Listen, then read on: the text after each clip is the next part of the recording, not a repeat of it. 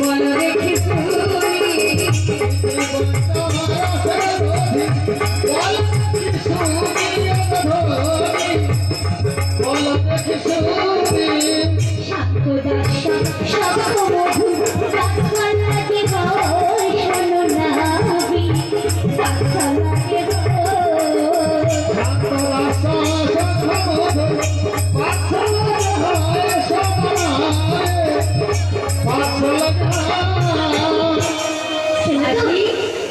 আগো 5 রকমের দুধ আছে। বলো কি কি 5 রকমের দুধ আছে? মানে এসব দুধ দেখছেনি বলে মনে হয়।